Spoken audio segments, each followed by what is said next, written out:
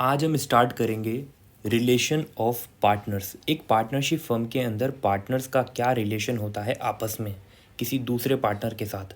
ये जो रिलेशन है ये डेवलप होता है कहाँ से? रजिस्ट्रेशन ऑफ डीड, यानी कि जो एग्रीमेंट बना है पार्टनर्स का, उस पार्टनर्स के एग्रीमेंट के थ्रू ही एक पार्टनर्स का रिलेशन डेवलप होता है।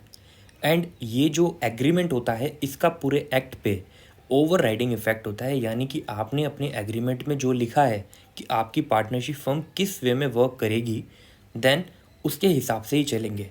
बट अगर आपने ऐसा नहीं लिखा, देन हम क्या मानेंगे कि वहाँ पर एक्ट के कुछ प्रोविज़न होते हैं, यानी कि पार्टनरशिप एक्ट 1932 के अंदर सेक्शन 9 to 17 एप्लीकेबल होते हैं उस केस के अंदर।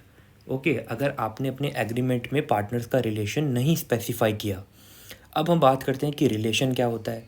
देखो, रिलेशन से आप ऐसे समझो कि आपका जो पार्टनर है वो जब बिज़नेस कंडक्ट हो रहा होगा तो उस टाइम पे उसका पार्टिसिपेशन किस तरीके से होगा। ओके, क्या वो किसी एक टॉपिक के ऊपर अपनी कंसल्ट दे सकता है, या फिर वो पार्टनरशिप के जो बुक्स ऑफ अकाउंट्स होते हैं, वो जो बुक्स ऑफ अकाउंट हैं उसको एक्सेस करने का क्या प्रोसीजर होगा कि पार्टनर किसी की कंसेंट लेना चाहेगा या नहीं। अगर आपने ऐसी चीज़ें अपने एग्रीमेंट के अंदर स्पेसिफाई कर रखी हैं then well good, otherwise section 9 to 17 will be shall be applicable. I hope आपको समझ आया होगा कि एक रिलेशन किस तरीके से मेंटेन किया जाता है। सो या तो आप अपना एग्रीमेंट बना लो कि किस तरीके से मेंटेन करेंगे। अगर एग्रीमेंट में आपने नहीं लिखा देन आप सेक्शन 9 to 17 एप्लीकेबल कर दीजिए। एंड इस सेक्शन 9 to 17 के अंदर कौन कौन सी चीज़ें कवर होती हैं? General duties of partner, duty to indemnify for loss caused by fraud, conduct of business, mutual rights and liability of partner, property of firm, profit. सबसे पहला हम अब क्या पढ़ेंगे? Rights of partner. इसमें साफ स्पेसिफाई किया गया है unless otherwise agreed by partner the following rules apply, यानी कि अगर आपने अपने एग्रीमेंट में कोई चीज़ स्पेसिफाई कर रखी हैं पार्टनर्स के राइट्स के लिए कि पार्टनर्स का राइट्स किस तरीके का होगा तो बहुत अच्छी बात है।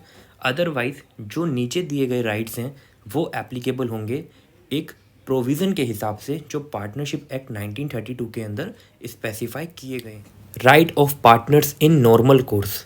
इसमें पहला राइट है हमारा right to participate in the conduct of business. Business के मैनेजमेंट के अंदर पार्टिसिपेट करने का राइट है पार्टनर्स के पास। पार्टनर्स के पास ये राइट है सेकंड कि वो चाहे तो अपनी कंसल्ट दे सकते हैं एक डिसीज़न को बनने से पहले, अपना ओपिनियन बता सकते हैं। बट इसमें यह है कि वो एक नेचर ऑफ बिजनेस को चेंज नहीं कर सकते सारे पार्टनर्स की कंसेंट के बिना। ठीक है, कि आपका नेचर है इंफ्रास्ट्रक्चर और आप चाहते हैं कि आप सर्विस लाइन में आ जाएं, ऐसा नहीं है। हाँ, अगर ऑर्डिनरी मैटर कनेक्टेड है उससे तो मेजॉरिटी ऑफ पार्टनर्स अगर चाहें तो वो कर सकते हैं। ओके, थर्ड राइट है हमारा right of access of books. Accounts books या फिर नॉर्मल रिकॉर्ड्स को इंस्पेक्ट कर सकते हैं, एक्सेस कर सकते हैं सारे पार्टनर्स, उनके पास ये राइट है। उनके पास ये राइट है कि उनके जो लीगल हायर्स हैं, रिप्रेजेंटेटिव हैं, जो ऑथराइज्ड एजेंट हैं, उनको वो अपॉइंट कर सकते हैं, मतलब बना सकते हैं उनको अपना। ओके, और उनके लीगल रिप्रेजेंटेटिव होते हैं उनके पास ये राइट हो जाता है कि वो इंस्पेक्ट कर सकते हैं, कॉपी ले सकते हैं उनके बुक्स ऑफ फर्म की। फिर हमारा राइट आता है राइट टू शेयर प्रॉफिट। अगर एग्रीमेंट है कि किस रेशियो के अंदर जो प्रॉफिट है वो डिस्ट्रीब्यूट होगा तो बहुत अच्छी बात है। अदरवाइज़ हम मानते हैं कि जो प्रॉफिट है वो इक्वली डिस्ट्रीब्यूट किया जाता है। Okay, and equally loss distribute किया जाता है। अब हम बात करते हैं नेक्स्ट इंटरेस्ट की, interest on advances. Interest on advance का मतलब है कि आपने एडवांस में कोई कंट्रीब्यूशन दिया है जो कि आपका कैपिटल कंट्रीब्यूशन के अलावा है। देन उस केस के अंदर क्या होगा, अगर एग्रीमेंट है तो उसके अंदर जो रेट दिया होगा उसके हिसाब से आपको इंटरेस्ट मिलेगा। अदरवाइज़ एक्ट के हिसाब से सेक्शन 13 क्लॉज डी के हिसाब से माना जाएगा कि 6% पर एनम के हिसाब से आपको मिलेगा इंटरेस्ट। ओके, बट जो इंटरेस्ट ऑन कैपिटल जो है वो पार्टनर क्लेम नहीं कर सकता unless there is a agreement to pay it. Okay. अब इंटरेस्ट ऑन कैपिटल क्या है? अब इंटरेस्ट ऑन कैपिटल जो है वो अगर देखा जाए, ऊपर वाला समझ आया आपको? वो इंटरेस्ट ऑन एडवांस है, आपने एडवांस में कोई चीज़ दी है उसके ऊपर इंटरेस्ट मिल रहा है। ये इंटरेस्ट ऑन कैपिटल है कि आपने कैपिटल दिया है उसके ऊपर इंटरेस्ट मिल रहा है। तो वो तो जब भी हो सकता है कि अगर एक्सप्रेस एग्रीमेंट है, या फिर आपका ट्रेड कस्टम मतलब पहले से भी वो चीज़ होती आ रही है, या फिर कोई स्टैट्यूटरी प्रोविज़न है उस चीज़ से रिलेटेड, तो बात अलग है।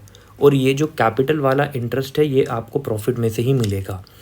राइट टू बी इंडेमनीफाइड, इसका मतलब ये है कि एक पार्टनर है, और पार्टनर कभी कभी क्या होता है ना कि पार्टनर कभी कभी बहुत सारे खर्चे उठा लेता है।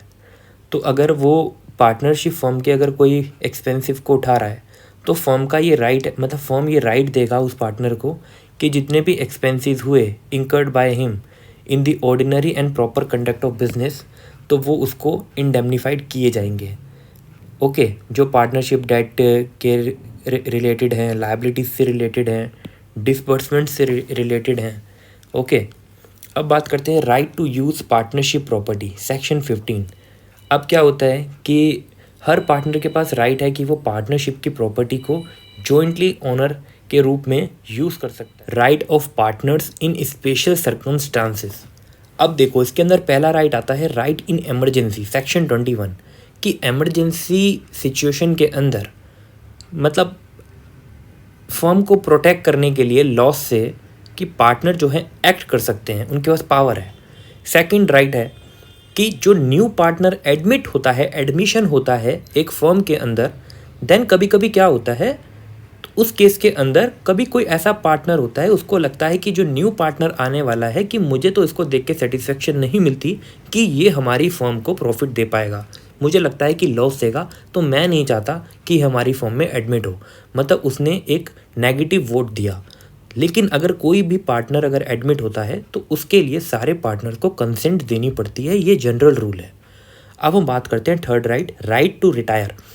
हर पार्टनर के पास ये रिटायर होता है कि वो सारे पार्टनर ने अगर कंसेंट दी है तो वो रिटायर हो सकता है, या फिर एक एक्सप्रेस्ड एग्रीमेंट बनाता पार्टनर्स के द्वारा कि आप इस डेट को अपना चाहो तो रिटायर हो सकते हो, या फिर पार्टनरशिप इज़ एट विल के अंदर आपने नोटिस दिया है अपनी मर्जी से कि मैं रिटायर होना चाहता हूँ। अब फोर्थ राइट आता है हमारा right to continue as a partner. मतलब अब देखो क्या होता है कि हर पार्टनर के पास राइट है कि वो पार्टनरशिप के अंदर अपने हिसाब से काम करेगा, ठीक है। लेकिन कभी कभी क्या होता है कि आपस में ही रिश्ते ख़राब हो जाते हैं और दूसरा पार्टनर सोचता है कि मैं इसको निकाल दूँ। तो अगर मेजॉरिटी भी आप लेके आ गए ना, तो भी आप किसी पार्टनर को नहीं निकाल सकते without given opportunity of being heard. और रीज़न बताना पड़ेगा क्यों एक्सपेल्ड कर रहे हो, और उसको ये मौका देना पड़ेगा कि आप अपनी सफाई में क्या बोलना चाहते हो।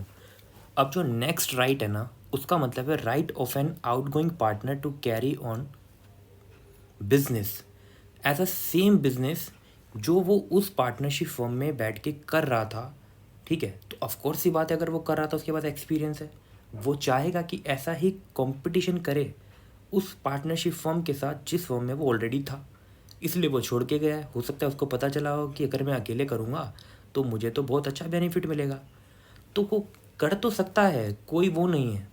लेकिन वो कुछ ऐसी चीज़ें जो नहीं कर सकता, फर्म का नेम यूज़ नहीं कर सकता, वो खुद को एज अ रिप्रेजेंट नहीं करेगा कि वो उस बिजनेस फर्म में बिजनेस कर रहा है, ओके। या फिर वो उस पार्टनरशिप फर्म के जो क्लाइंट हैं उनको जाके उनसे कंपटीशन नहीं करेगा, मतलब उनको जाके उस बिजनेस फर्म से नहीं चुरा सकता। ये नहीं है कि मतलब ऐसा ही कर रहा है कि वहाँ के क्लाइंट ही हटा दिए, नहीं नहीं, ये तो बहुत ज़्यादा गलत हो जाएगा, ओके। अब है नेक्स्ट राइट।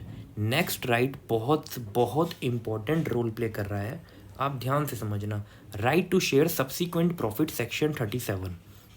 इसका मतलब है कि अगर किसी मेंबर की डेथ हो जाती है, ओके, या फिर कोई पार्टनरशिप फर्म छोड़ के चला जाता है, ओके, तो उस केस के अंदर क्या होता है, जो रिमेनिंग पार्टनर्स होते हैं वो तो बिजनेस एज इट इज़ कर रहे होते हैं, ओके।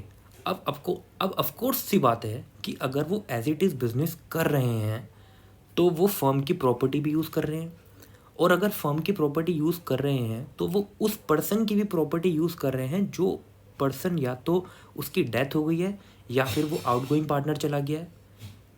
तो अगर वो उनकी प्रॉपर्टी को यूज़ कर रहे हैं तो फिर ऑफ कोर्स सी बात है कि जो पर्सन जिसकी डेथ हो गई है उसके जो लीगल रिप्रेजेंटेटिव हैं वो उसकी प्रॉपर्टी के ऊपर इंटरेस्ट मांगेंगे कि आप इंटरेस्ट दो। समझ रहे हो आप मेरी बात में क्या कहना चाह रहा हूँ? तो ये माना जाता है कि जो रिप्रेजेंटेटिव हैं ओके वो क्या करेंगे, वो इंटरेस्ट लेंगे कितना 6% पर एनम के हिसाब से। आई होप आपको पता चला होगा। लेकिन अगर पार्टनर के साथ एग्रीमेंट हुआ था, उस एग्रीमेंट में कुछ लिखा है तो उसके हिसाब से चलेंगे, नहीं तो हम एक्ट को फॉलो करेंगे।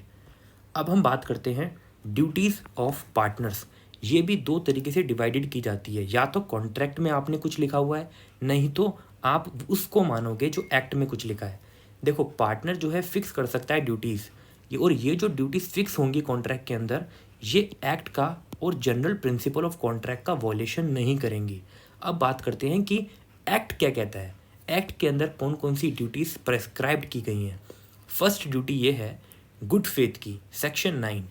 हर पार्टनर फेथफुली काम करेगा एक दूसरे के साथ, और सारे अकाउंट्स एकदम सच्चे होने चाहिए फुल इन्फॉर्मेशन के साथ।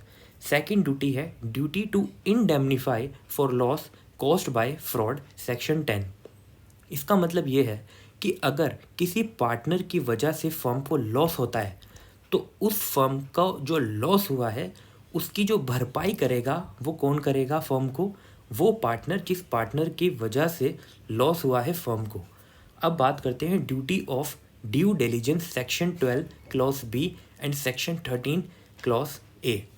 इसमें क्या बोलते हैं कि जितने भी पार्टनर्स हैं वो सारे के सारे डेलिजिबिलिटी मतलब ड्यू डिलिजेंस के हिसाब से चलेंगे, मतलब सब कुछ सही करना है, रूल्स रेगुलेशंस फॉलो करनी है।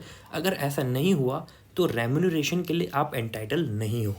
अब आता है फोर्थ आपका right, duty to proper use of property. ये आपकी ड्यूटी है कि जो फर्म की प्रॉपर्टी है आप उसको प्रॉपर यूज़ करोगे। अब हमारा फिफ्थ ड्यूटी होती है कि जो प्रॉफिट है वो आप फर्म को दोगे, यानी कि जो पार्टनर ने ड्राइव किया है प्रॉफिट उसके लिए फॉर हिमसेल्फ, सबसे पहले आप क्या करो उसको फर्म को दे दो। फर्म को पे करना होता है क्योंकि फर्म से पार्टनर को रेम्यूनरेशन मिलती है, लेकिन जो प्रॉफिट कमाया जाता है वो पहले फर्म को दिया जाता है। अब सेकंड पॉइंट क्या है, ये दोनों बहुत इंपॉर्टेंट पॉइंट्स हैं। सेकंड पॉइंट में ये होता है कि अगर सेम नेचर का बिजनेस कोई आउटगोइंग पार्टनर जाके बाहर करता है, उसके थ्रू वो पैसा कमा रहा है, तो वो भी भाई आप फर्म को जाके दे दो। ओके, फर्म उसके लिए क्लेम कर सकती है। अब आता है sixth duty not to compete, section 16 clause B, कि कोई भी पार्टनर कम्पीट नहीं कर सकता फर्म को जब तक कि वो दूसरे पार्टनर्स के साथ कंसेंट ना ले ले। और अगर कोई भी प्रॉफिट होता है उस अनऑथराइज्ड कंपटीशन से तो उस केस के अंदर जो फर्म है वो क्लेम करेगी उस प्रॉफिट को। अब सेवन्थ ड्यूटी की बात करते हैं कि जो पार्टनर है जिसने विलफुली नेगलेक्ट से कोई मिस हैपनिंग किया, कोई फ्रॉड किया है, ठीक है, और जिसकी वजह से फर्म को लॉस हो गया है, उस केस के अंदर जो उसका कॉन्सिक्वेंस हुआ है ये लॉस का, उस केस के अंदर वो कंपनसेशन देगा उस फर्म को एंड अदर पार्टनर्स को। ओके, लेकिन शर्त यह है कि वो गिल्टी हुआ है, उसने जानबूझ के किसी चीज़ को नेगलेक्ट किया है। समझ रहे हो, मतलब उसको पता है कि ये चीज़ गलत है, उसने फिर भी कोई चीज़ कर दी जबकि उसको पता है कि ऐसा करना गलत है। अब हम बात करते हैं कि कोई भी पार्टनर जो है वो अपनी पार्टनरशिप के इंटरेस्ट को ट्रांसफ़र नहीं कर सकता ओके किसी दूसरे पर्सन को, लेकिन असाइन कर सकता है प्रॉफिट को and share in partnership asset को। लेकिन जो वो असाइनी है, ट्रांसफरी है, उसके पास ये राइट नहीं है कि वो पार्टनरशिप फर्म के अकाउंट्स का एक्सेस मांग सके, उसकी कॉपी मांग सके, ठीक है। वो सिर्फ और सिर्फ शेयर के लिए ऐसा कर सकता है, एक्चुअल प्रॉफिट के लिए।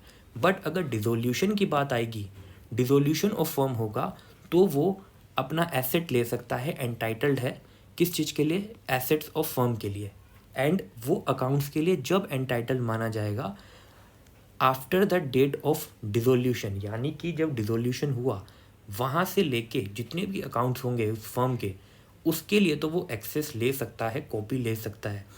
अब जितने भी पार्टनर हैं bound to act with in the scope of his actual authority. जितनी अथॉरिटी पावर आपको दी गई है उसमें ही रह के आप अपना वर्क करो, अपना एक्ट करो। अगर हमको पता चला कि आपने अपनी अथॉरिटी से ऊपर बैठ के काम किया है तो कंपनसेट करना पड़ेगा अदर पार्टनर्स को जो भी लॉस होगा, unless they ratify his act. जब तक वो उसके एक्ट को रेटिफाई ना कर दें, अपनी मीटिंग बुला के, रेटिफाई का मतलब उसको माफ़ ना कर दें। आई होप आपको ये वीडियो अच्छी लगी होगी। वीडियो अच्छी लगी तो वीडियो को लाइक करना, ऐसी ही और वीडियोस देखने के लिए आगे की मेरे चैनल को सब्सक्राइब करो। And thank you so much for watching.